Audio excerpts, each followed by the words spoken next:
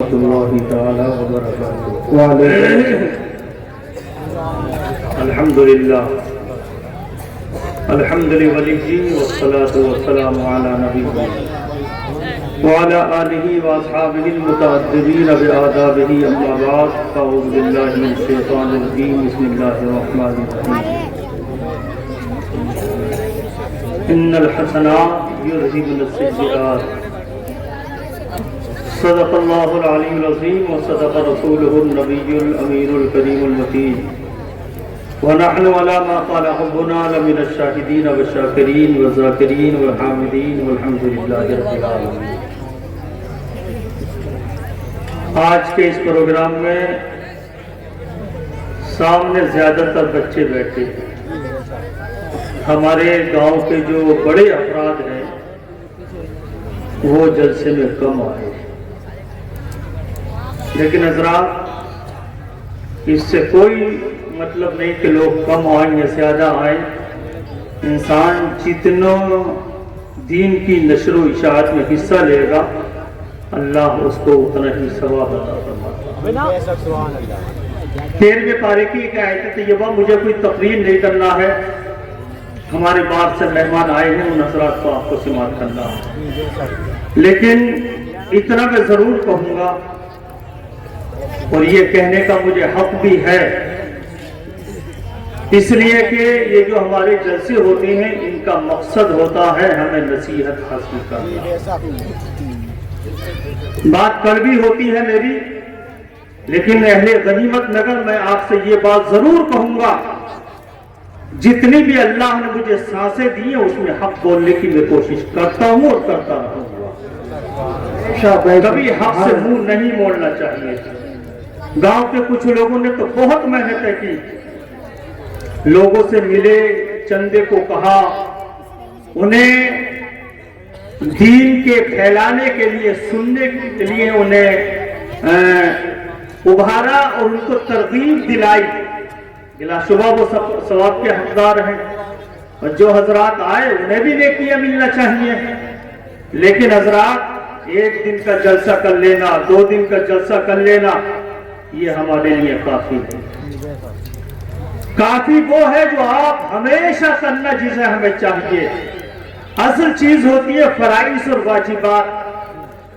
ہم فرائض پہ عمل نہ کریں، واجبات پہ عمل نہ کریں، اور ایک دن جلسہ سن کے ہم نے یہ سمجھنے کہ ہم نے بہت بڑا کام کر لیا، میرے حصے سے کچھ نہیں ہے۔ قرآن کی جو آیت طیبہ میں نے پڑھی، ان الحسنات یذہبن السیئات، کہ بے شک نیکیاں گناہوں کو مٹا دیتی ہیں۔ مسلم شریف کے اندر آتا ہے ان حسنات و نیکیوں سے کیا مراد ہے؟ تو حضرات ایک انسان نے رسول کی اقتداء میں 4 رکعت والی نماز ادا کی۔ نماز پڑھنے کے بعد وہ کھڑا ہو گیا، وہ کھڑا ہونے کے بعد کہا آقا میں نے گناہ کیا ہے۔ تو رسول کائنات صلی اللہ علیہ وسلم نے اس سے پوچھ لیا کیا گناہ کیا؟ اس نے اپنا گناہ بھی بتایا، گناہ کوئی زیادہ بڑا نہیں تھا، لیکن بتا دیا میں نے یہ گناہ کیا ہے۔ رسول کائنات نے پوچھا تو نے ہمارے پیچھے نماز پڑھی ہے یا نہیں؟ اس صحابی نے کہا میں نے نماز پڑھی ہے آقا۔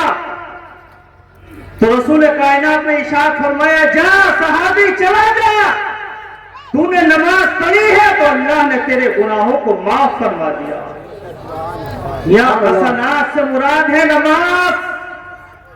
اور جو لوگ یہ کہتے ہیں کہ فلاں نے نماز نہیں پڑھا، نہ نماز نہیں پڑھی، وہ نہیں پڑھتا، یہ نہیں پڑھتا، آپ کو کوئی حق نہیں ہے۔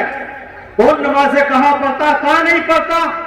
کسی پہ کبھی غیبت اور کبھی تنگ نظری مت رکھو۔ ہر انسان اپنے عمل کا ذمہ دار ہے، جیسا کرے گا ویسے اس کو حساب دینا ہے۔ بے شک کچھ لوگوں کا مقصد صرف غیبت کرنا، چغلی کرنا، نفرت پھیلانا۔ میرے عزیزوں نفرت نہیں، حسد نہیں، تکبر نہیں۔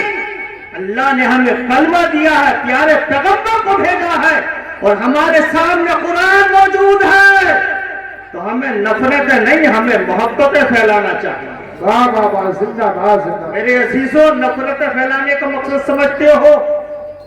میں کسی پیر کی کبھی برائی نہیں کرتا ہوں، نہ کروں گا، میرا مقصد نہیں ہے۔ کسی پیڑھی سے ہمیں کچھ نہیں لینا، سب سے پہلے ہمارے لیے ہے اللہ کا قرآن، اللہ کے پیغمبر۔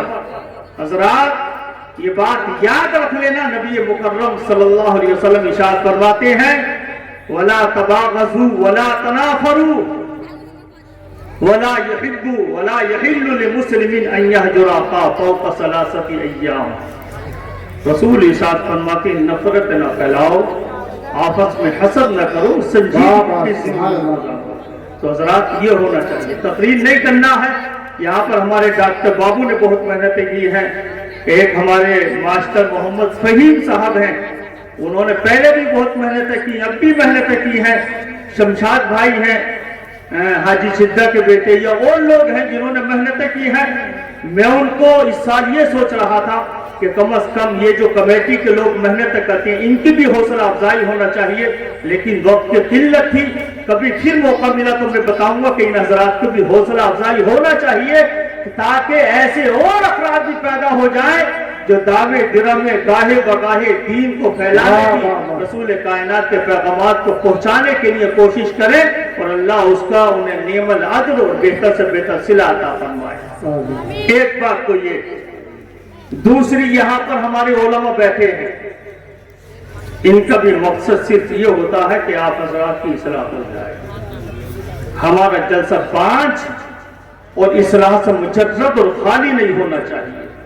آپ حضرات جتنے بھی بیٹھے، اگر ایک انسان بھی سدھر گیا، ایک انسان نے بھی سچے دل سے توبہ کر لی، تو جتنے لوگوں نے سجدے کے سجانے میں، دامے درامے قدمے جیسا بھی تعاون کیا ہے، اللہ اس کی جس نے توبہ کی ہے سب کا ثواب سب کوشش کرنے والوں کو عطا فرماتا ہے۔ تو حضرات سنجیدگی سے سنیں، آج کا جلسوں کا ماحول، سچی بات تو یہ ہے، مجھے مائک پہ یہ بات نہیں کہنا چاہیے، بہت کھل پچار کا شکار ہے۔ ہاں ہوتی ہے پوری رات اور لوگ ویسے ہی چلے جاتے ہیں۔ ایک صحابہ کا بھی دور تھا، پیغمبر اعظم نے اگر کوئی بات کہی تو لوگوں کا معاملہ، صحابہ کا معاملہ یہ تھا، سر پہ پرندہ بیٹھ گیا تو انہیں پتہ نہیں چلتا تھا کہ کوئی پرندہ بیٹھا ہے یا نہیں بیٹھا۔ اتنا احترام کرتے تھے وہ قرآن اور حدیث طیبہ کا۔ آج ہم موبائل میں لگے ہیں، کوئی ادھر باتیں کر رہا، کوئی ادھر باتیں کر رہا ہے۔ میرے عزیزو، قرآن اور حدیث طیبہ کا جتنا احترام آپ کرو گے، اللہ تعالیٰ اتنا ہی زیادہ آپ کو ایمان کامل عطا فرمائے۔ تو حضرات محبت سے سنیں، ان حضرات کو ادھر نہ کریں۔ میں کو کوئی تقریر کے لیے نہیں، ویسے 2 منٹ کے لیے آ گیا تھا۔ میں اللہ سے دعا کرتا ہوں پروردگار عالم ہم سب کو ارشادات رسول کے مطابق زندگی گزارنے کی توفیق عطا فرمائے، آمین۔ وآخر دعوانا الحمدللہ رب العالمین۔